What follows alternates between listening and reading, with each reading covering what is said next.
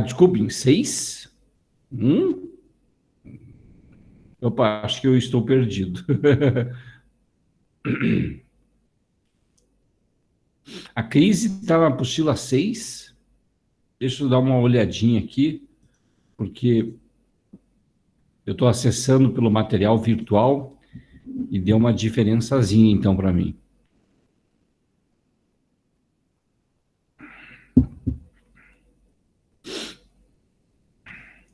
Muito bem, moçada. Podem colocar os nomes de vocês aí para fins de chamada, por favor.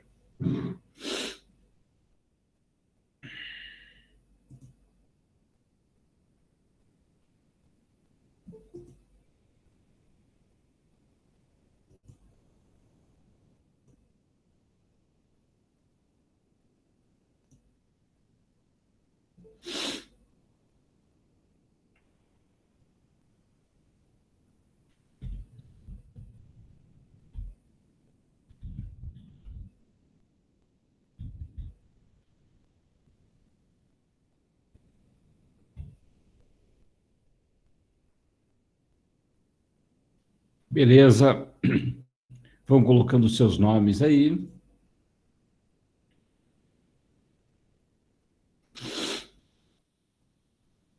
É isso aí.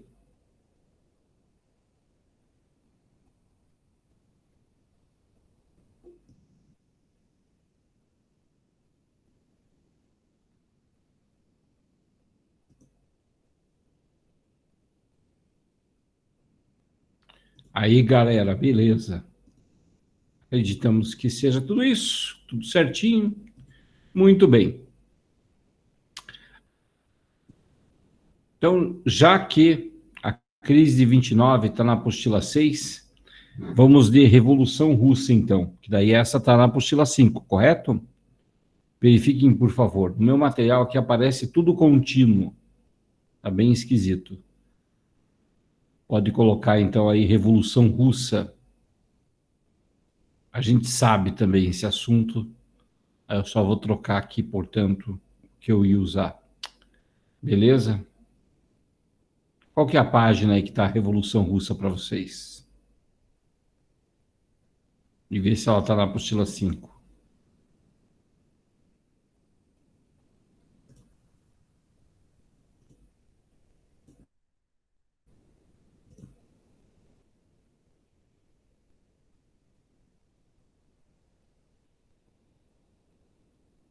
Tá.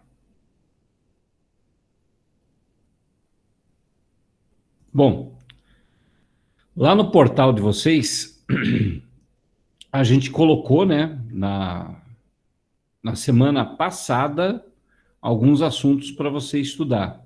E a Primeira Guerra Mundial está lá. Né? Não sei, tem o pessoal que está perguntando aí, e a Primeira Guerra Mundial? Conforme a gente havia combinado, a Primeira Guerra Mundial está lá. Mas, para fins, né, de vocês terem assim uma perspectiva diferente, eu coloquei também da Primeira Guerra Mundial, eu vou colocar aqui uma apresentação para a gente fazer assim uma síntese, até porque quem assistiu a Primeira Guerra Mundial na aula off já tem assim, né, os principais pontos. Fiz uma aula grande lá e tal sobre a Primeira Guerra Mundial. Para quem não assistiu, então assista a Primeira Guerra Mundial, faça lá, portanto, né, assista a aula inteira e acompanhe comigo o que eu separei aqui da Primeira Guerra Mundial para hoje. É um negócio bem interessante mesmo, o que representa essa Primeira Guerra Mundial. Bom, fazendo aqui com vocês os principais pontos dessa guerra. Só vou colocar aqui o pessoal que está entrando ainda para colocar seus nomes, por favor. Quem está entrando agora, coloque seus nomes para fins de chamada. E eu vou colocar aqui para apresentar uma parte que eu separei para vocês sobre a Primeira Guerra Mundial, que eu acho particularmente interessante. Bom, vamos lá. Então, o assunto aí na apostila de vocês, Primeira Guerra Mundial. Só passa para mim a página, só para eu conferir aqui, para ver se está certinho. Primeira Guerra Mundial. Qual é a página, por favor?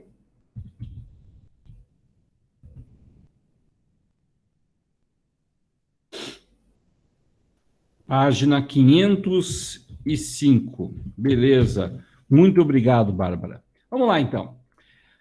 A Primeira Guerra Mundial, quando a gente estuda ela, né, vamos começar assim para fins didáticos, né? O que o pessoal resolve perguntar para vocês sobre a Primeira Guerra Mundial? Eles perguntam quais são as causas da Primeira Guerra Mundial, aí perguntam as fases da Primeira Guerra Mundial, o porquê da entrada dos Estados Unidos na Primeira Guerra Mundial e o desfecho da Alemanha, que é o Tratado de Versalhes, e as consequências gerais. Então, quando nós estudamos, né, os principais pontos da Primeira Guerra Mundial, a gente tem, vamos repetir, causas, eu estou colocando aí no chat, causas, aí logo a seguir, fases, logo a seguir a gente estuda o porquê dos Estados Unidos entrar, e também a gente estuda o desfecho da Alemanha, que basicamente é o Tratado de Versalhes. Tratado de Versalhes. Então, são esses pontos que a gente estuda. Por fim, as consequências. Eu vou estudar a Primeira Guerra Mundial, por onde eu começo? Bom, comece pelas causas, né? Comece entendendo essas causas da Primeira Guerra Mundial. E dentre essas causas, a gente fez isso lá na aula off, a gente vai fazer aqui uma síntese, uma retomada, até para vocês saberem aonde que eu quero chegar. Uma das primeiras causas da Primeira Guerra Mundial, a gente chama de disputas imperialistas. Essas disputas imperialistas, elas são as disputas por colônias. Por quê? Porque na aula anterior, que nós fizemos sobre unificações e imperialismo, que foi a última aula de História B que a gente estudou, a gente viu que havia disputas imperialistas entre as nações recém-unificadas, especialmente a Alemanha, e nações já consolidadas, especialmente Inglaterra e França. E como o capitalismo do século XIX, ele é um capitalismo monopolista, ele é um capitalismo que busca monopólios pelo mundo, as empresas se organizam para garantir esses monopólios, é claro que quando começaram a disputar colônias pelo mundo, acirraram as rivalidades entre as nações. Então, capital inglês, capital alemão, através dos países. E é curioso como que no século XIX começa a surgir essa coisa da associação do capitalismo do país, das grandes empresas, das empreiteiras, das ferrovias, dos conglomerados de holdings, que tem banco, que tem empreiteira, que tem empresa que constrói armas. Como é que esses grandes interesses desses capitalistas se associam com os governos de cada um dos países? Tanto que o século XIX, ele dá lugar a uma política externa agressiva dessas nações mais desenvolvidas, mais industrializadas, em busca de garantir mercados. Inclusive, tem um nome específico, né, para essa época da história, que é a política externa da canhoeira. Como que funciona essa política externa da canhoeira? É relativamente simples. Você empresta dinheiro ou instala uma indústria ou uma empresa do teu país, se instala num país latino-americano, por exemplo, ou num lugar africano que é independente, mas geralmente a América Latina, que já eram independentes. Se o governo local resolver ser hostil contra aquela empresa, o país daquela empresa, geralmente os Estados Unidos, mandava uma embarcação de guerra para aquele país, a política da canhoeira. Inclusive, o governo dos Estados Unidos, né, tentou fazer isso contra o Brasil no início do século XX, que foi o caso da questão acreana. Mas isso a gente vai estudar lá na História do Brasil, lá na História A. a questão do Acre e o Tratado de Petrópolis, como o Brasil ficou exposto a essa política externa mais agressiva também no século XIX.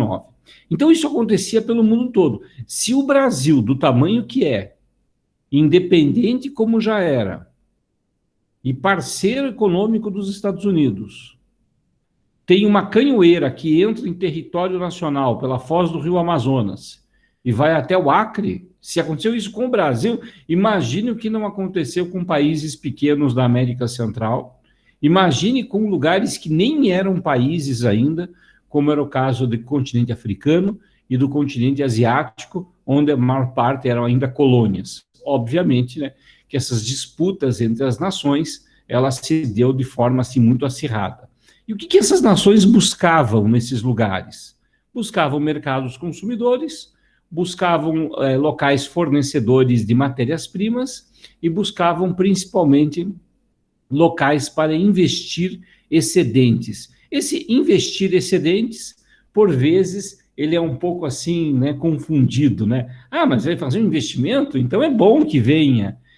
Na verdade, você investe, né, num país, você, na verdade, está emprestando dinheiro para o país e reforçando a dependência. Se for uma colônia, como é o caso dos lugares africanos que sofreram esse tipo de controle, você tornava a elite local, né, muitas vezes negros ou até mesmo brancos locais, se tornava essa elite local dependente do capital internacional. Por muito tempo, se pensou, né, de que o capitalismo ele provocava a rivalidade entre os países. Não é bem assim, né? Geralmente, nessas áreas colonizadas ou países recentemente independentes, uma elite local acaba se reforçando, se consolidando no poder, justamente para garantir, né, a aliança com a elite local lá do país que está explorando. Então, essas relações, né, de dominação, e aí a gente vai lá um pouquinho para a sociologia, né, para compreender como são as relações de dominação, elas não precisam ser relações violentas, como a professora Lívia ensinou para vocês. Basta ser relações, né, de dominação e pelo poder econômico, pelo controle racional lógico, enfim, né, são várias as maneiras de dominação. Essas regiões ficavam dependentes dos países europeus.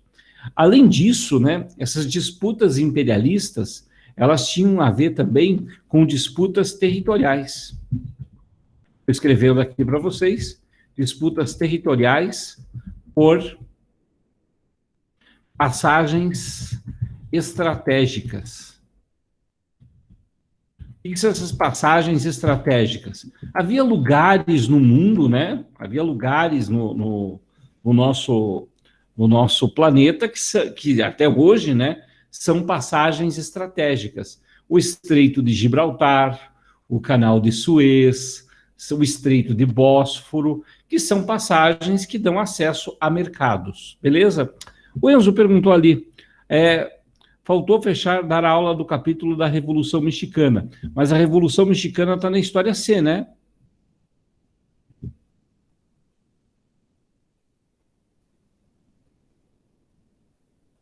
Beleza. E ela está no volume 5?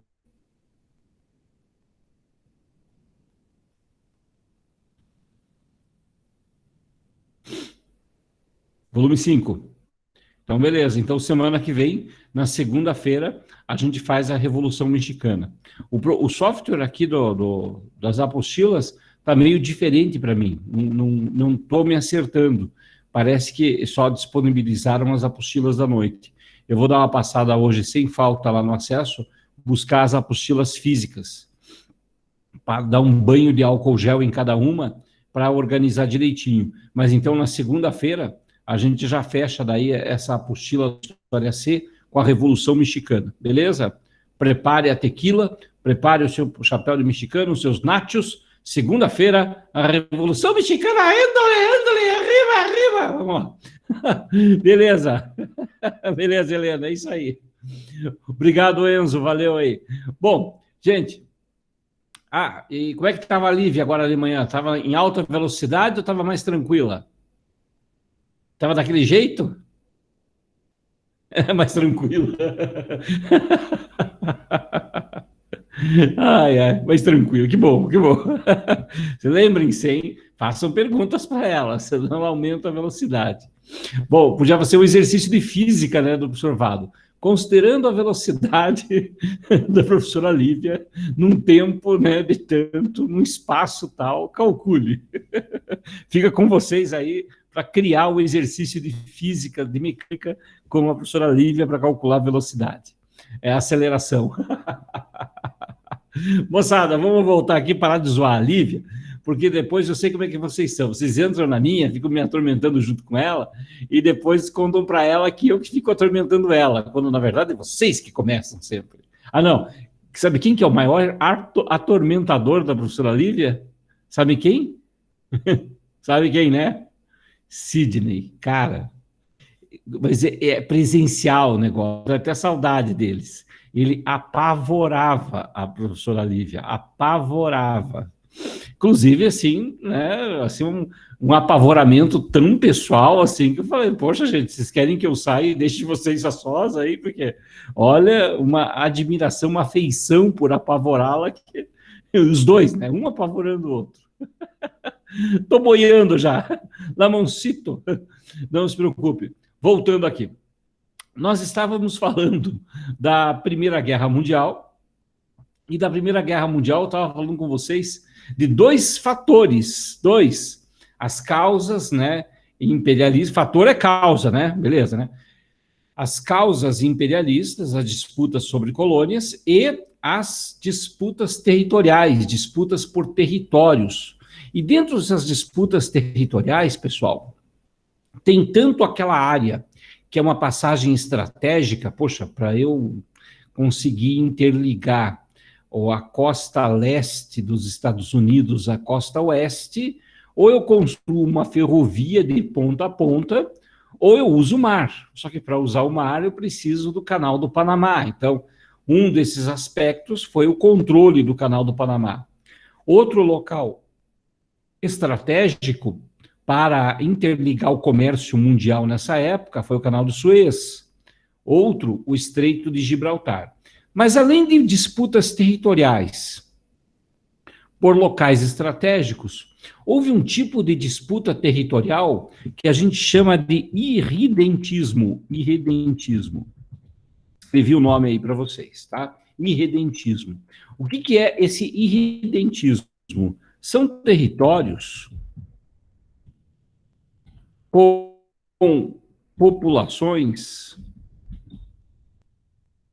e uma cultura que estão controlados por outros países. Então vamos pensar assim: tinha lá o território da Bósnia-Herzegovina. A Bósnia-Herzegovina é uma população de maioria eslava, né? Então é uma população que estava, né, que tinha uma cultura eslava, a Bósnia-Herzegovina, mas a população da Bósnia-Herzegovina, ela é uma população de maioria eslava, mas sob controle germânico. Sob controle germânico. Na verdade, o território da Bósnia e Herzegovina estava sob controle do Império Austro-Húngaro. Então, imagina só, você tem ali uma população de cultura eslava, de língua eslava, de falantes de línguas eslavas, sob controle de um Império Germânico. No século XIX, lá na aula de unificações, nós vimos que havia disputas entre as nações nacionalistas, né? E esse nacionalismo ele era meio misturado com a questão racial. Então, quando se fala de uma nação, se fala de uma raça também. Então, havia uma briga na Europa entre o pan-germanismo contra o pan-eslavismo. O que é o pan-germanismo? O pan-germanismo é a crença de que todos os países de cultura germânica não deveriam estar sob domínio de outros, de eslavos, ou até mesmo formar uma só nação, formar um só país. Então, era o caso, por exemplo, da Áustria-Hungria. A Áustria-Hungria dominava o território da Bósnia e os bósnios eram de maioria eslava. O que a Áustria alegava? Alegava que conquistou o território legitimamente e que havia ali uma parte da população germânica. Por outro lado, nem toda a população da Bósnia e Herzegovina era germânica. Aliás, a maioria eram de eslavos. Isso fazia com que russos, sérvios, que são povos eslavos, buscassem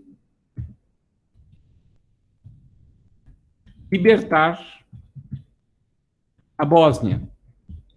E como que ocorre essa libertação? Bom, você não vai enfrentar a Áustria diretamente, você fica financiando grupos ativistas, né? Grupos terroristas, nacionalistas radicais, que entrem naquele território lá e façam atentados. E aí que entra o assassinato do arquiduque Francisco Ferdinando, que todos nós conhecemos, né? O arquiduque Francisco Ferdinando, ele era sobrinho do imperador austríaco e era o herdeiro do trono do Império Austro-Húngaro.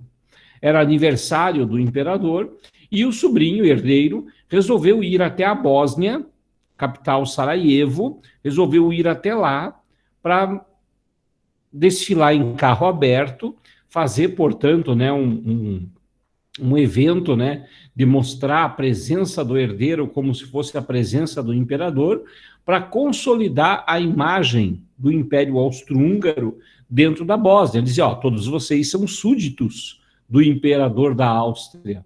E aí foi a oportunidade que um grupo nacionalista radical sérvio, chamado Mão Negra, fosse também até a Bósnia, fosse até a capital da Bósnia, lá até Sarajevo, e esse grupo nacionalista matou o herdeiro do trono, matou o herdeiro e matou sua esposa.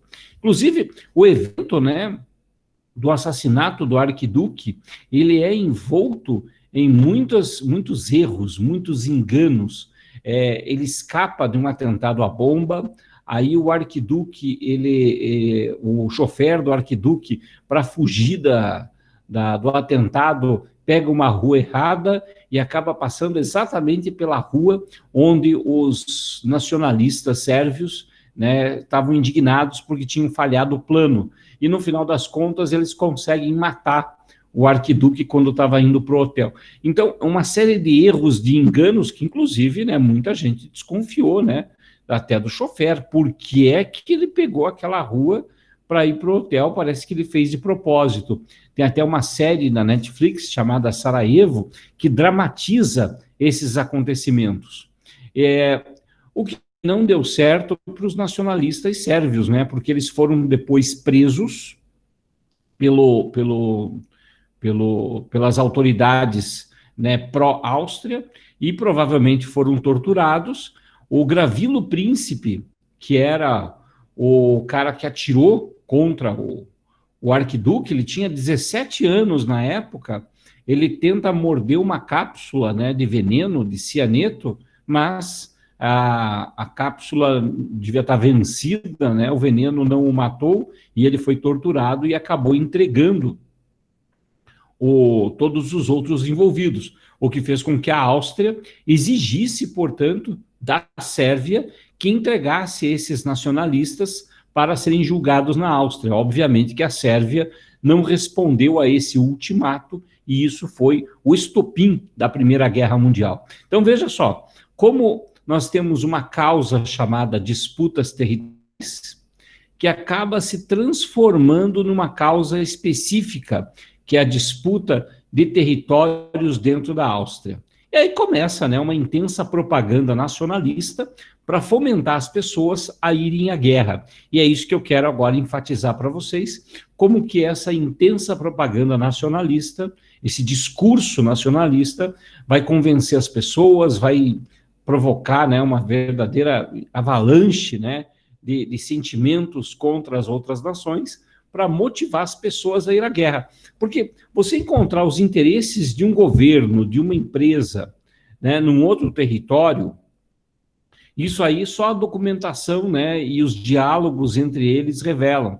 E isso só aparece para os historiadores muitos anos depois, quando o historiador vai verificar lá a quantidade de investimentos que banqueiros ingleses tinham em determinado lugar e como esses banqueiros vão exigir que o país, né, faça alguma coisa por eles para garantir seus negócios.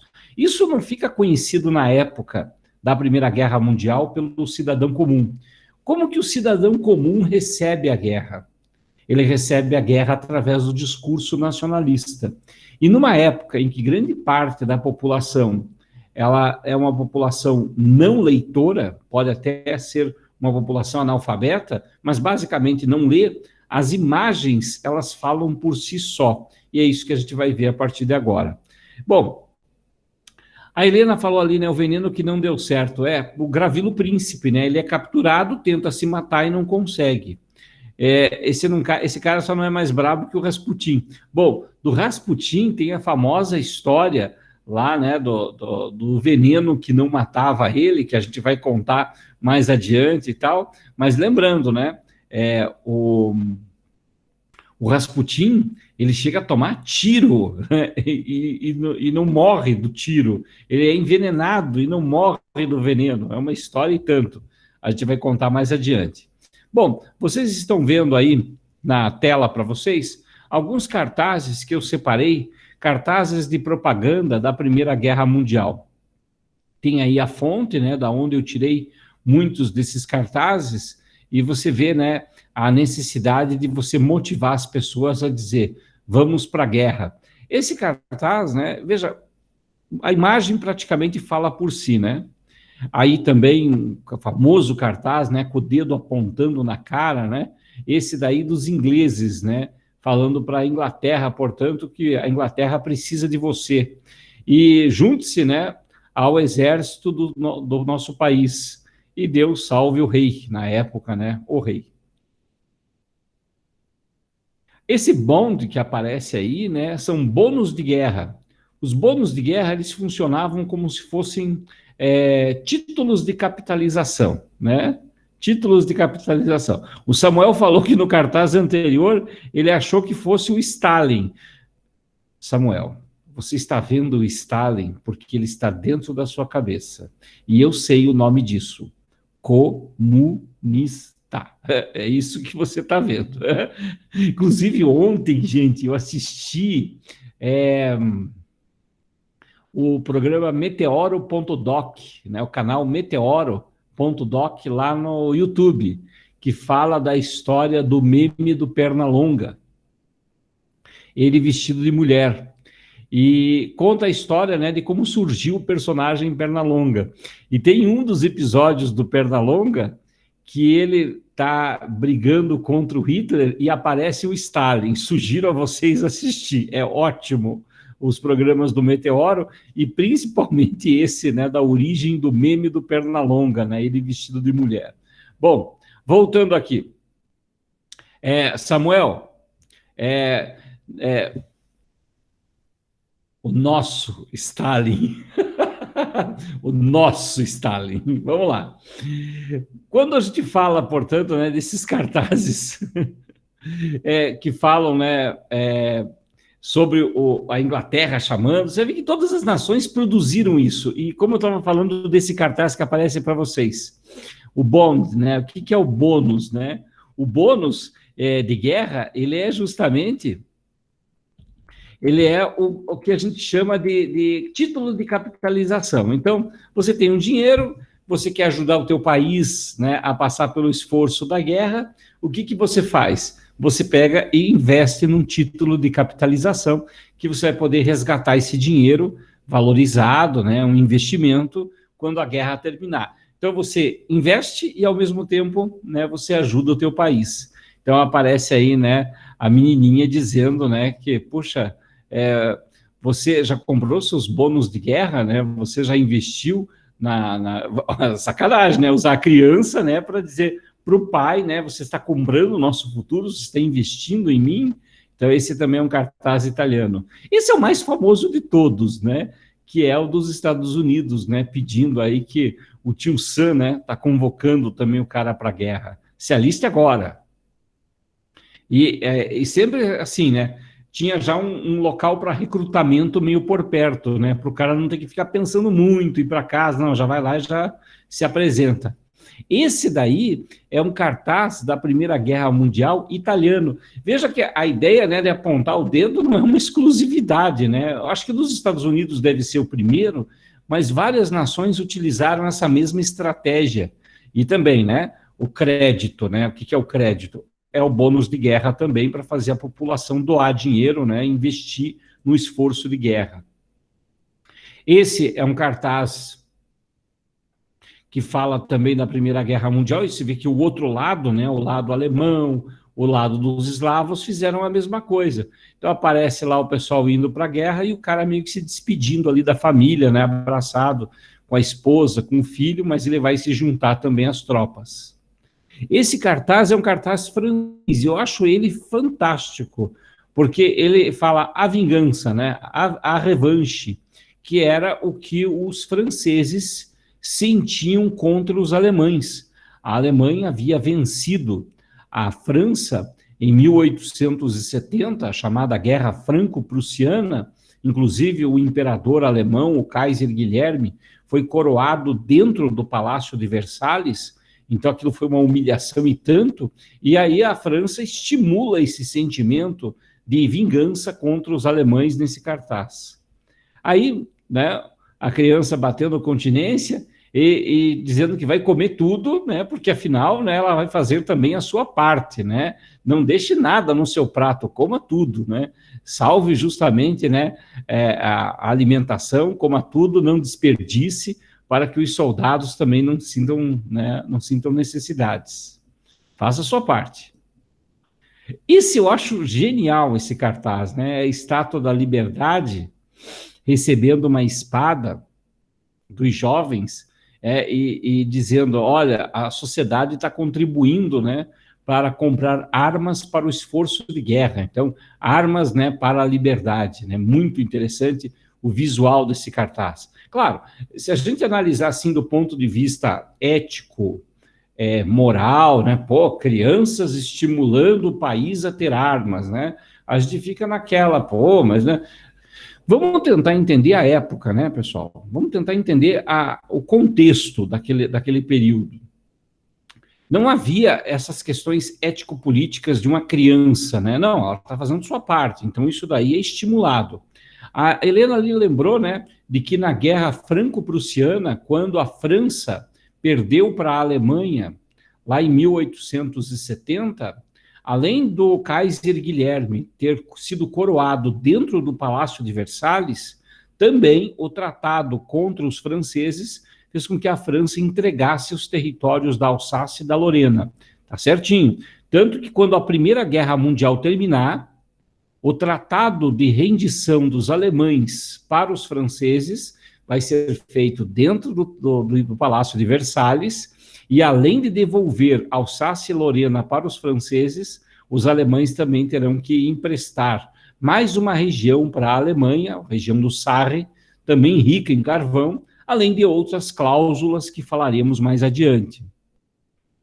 Aí, portanto, né, mas os cartazes, veja que alguns, né, eles são cartazes mais complexos e tal, com mais informações, com cronologias, com quem vai se falar, né, quais são as palestras, né, porquê do encontro sobre recrutamento, que eram feitos, né, para conseguir mais adeptos. Porque quando os Estados Unidos entraram na Primeira Guerra Mundial, em 1917, eles vão levar 1 milhão de homens para o confronto, né? Então eles vão levar muita gente para a guerra de uma só vez.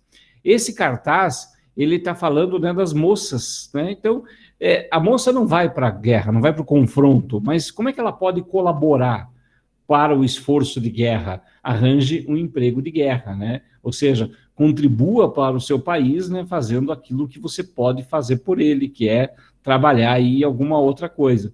E é interessante, né, como teve trabalho com cartas, telefonia. Claro, teve mulheres na guerra, mas no setor de saúde, principalmente, na retaguarda, cuidavam mais dessa parte logística, né, de comunicações.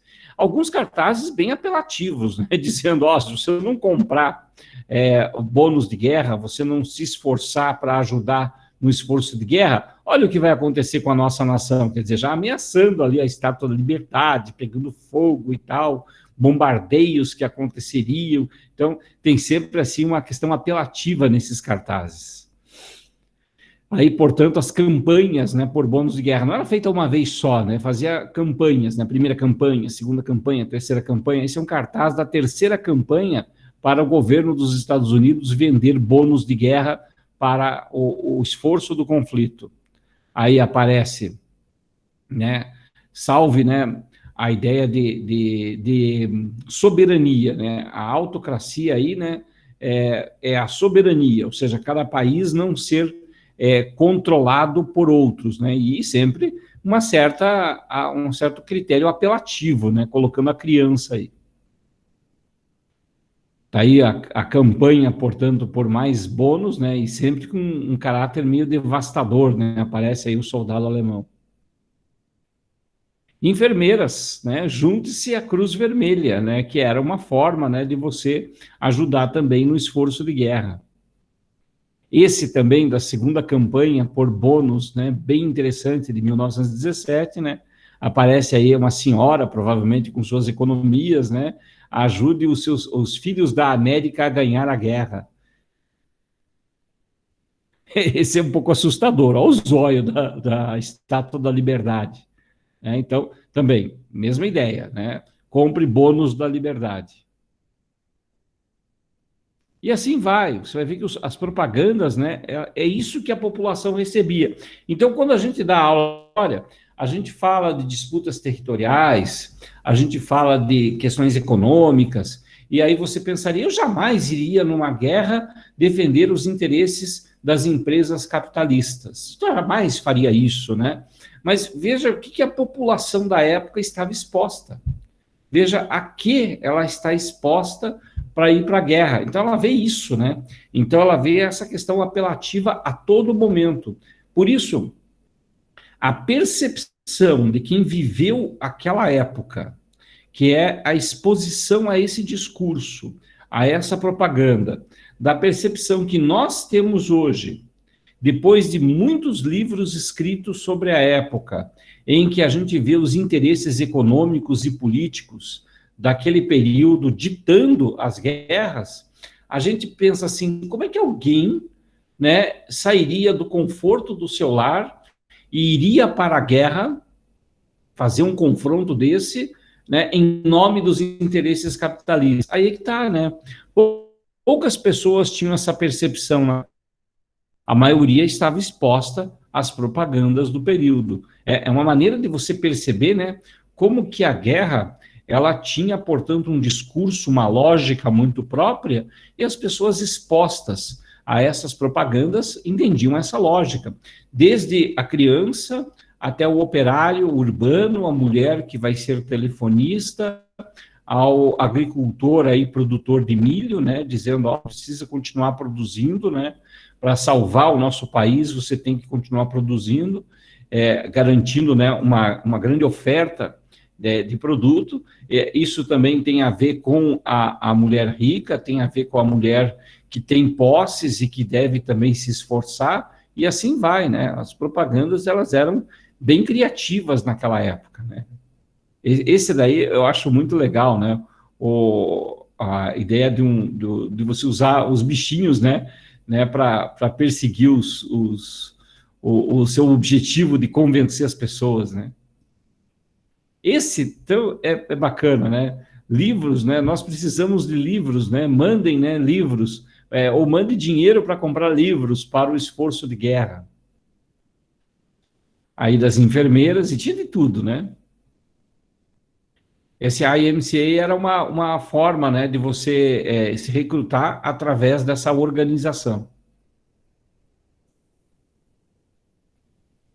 Alguns mais simples, né? Esse aqui, né? Quando a gente compara, né? A época, né? Que a gente fala, não fume, não fume, não fume, esse, né? Eu preciso fumar, né? Eu preciso de cigarros. Então, pelo lar, né? E pelo país, né? Sempre associando a ideia de que defender o país é defender o próprio lar. Discos também. Aí, portanto, né, o operário que faz o seu trabalho, ele está contribuindo para o esforço de guerra, assim como o soldado no campo de batalha. A ideia aí do bond, né, de novo, né, os bônus da liberdade. E não tinha, digamos assim, muita coisa politicamente correta. Não, tem que destruir esses caras, né? Esse é um pouco safadinho, né? Esse é um pouco safadinho, da Marinha dos Estados Unidos. Muito bacana esses cartazes, né? Todos eles, assim, você olha e fala, é uma coleção e tanto, né? Esses cartazes. Eu consegui eles naquele site lá, de First War, que mostra, né, essa produção da Primeira Guerra Mundial. Bom, gente, é importante ressaltar que essa questão do discurso nacionalista, ele inflama as pessoas, ele leva as pessoas a se recrutar. Isso ajuda a entender uma dinâmica da guerra.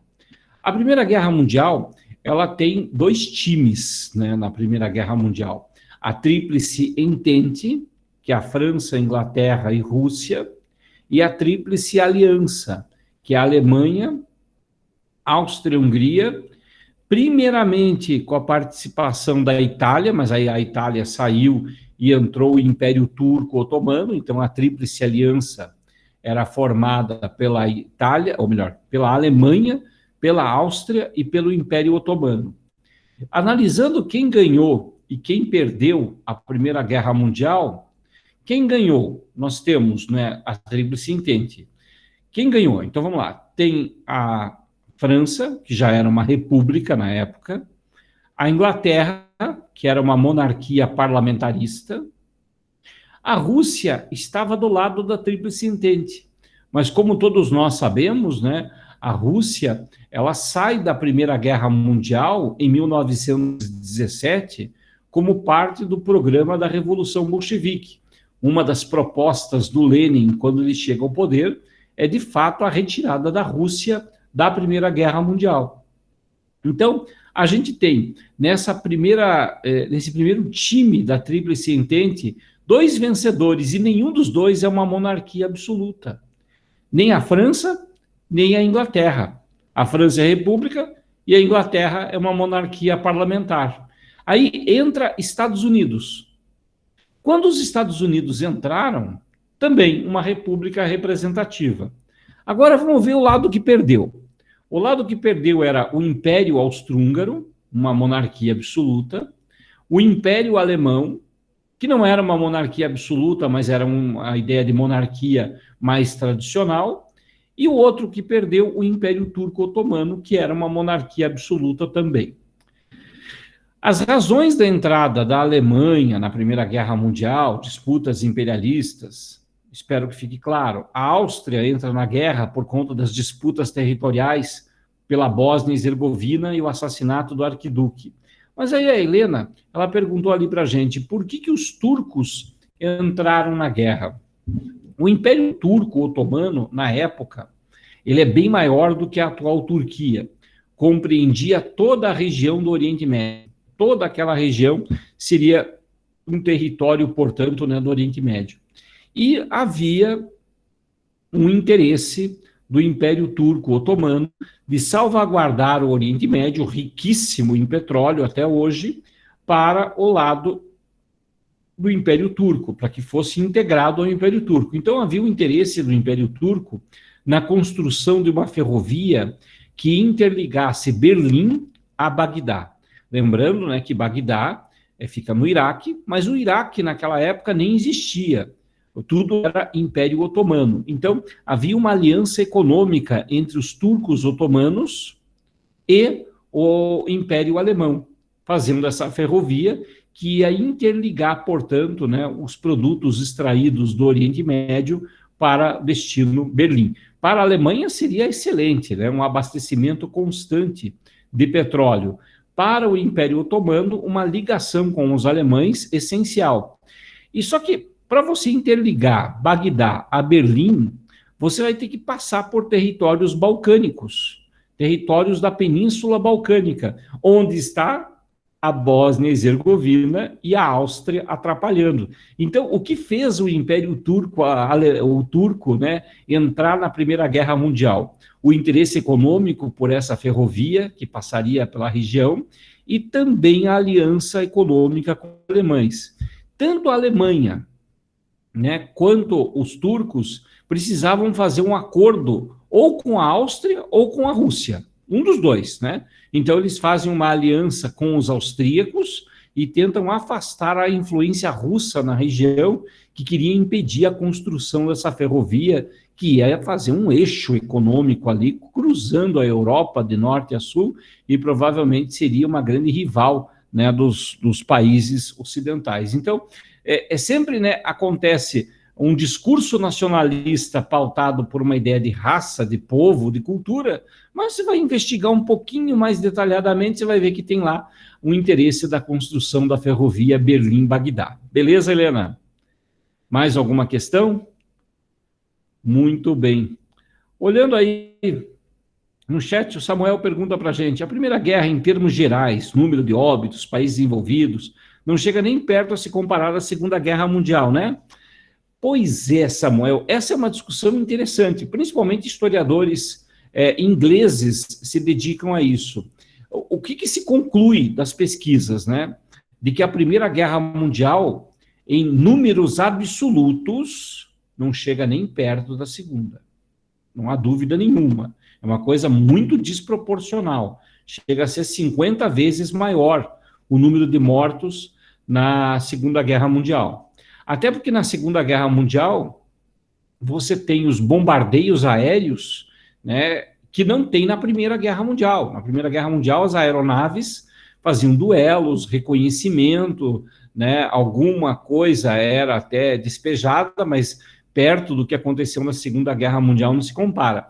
Porém, se você analisar por um outro prisma, a Primeira Guerra Mundial ela dura só 4 anos, a Segunda dura 6.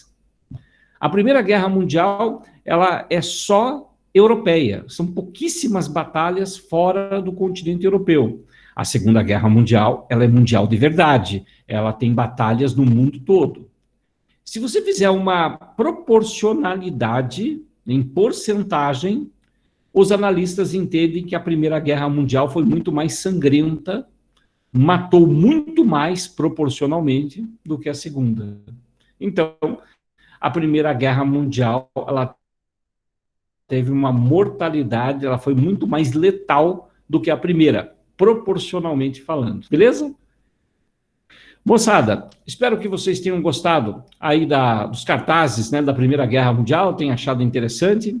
A todos vocês, né, um grande abraço, um ótimo final de semana. Na semana que vem, a gente fala daí da Revolução Mexicana, e não deixe de assistir a aula off de Primeira Guerra Mundial, que eu postei lá no portal para vocês, já está lá desde a semana passada, pessoal. Eu avisei na ocasião, mas assistam, lá tem mais informações sobre a Primeira Guerra Mundial, inclusive os desfechos da guerra.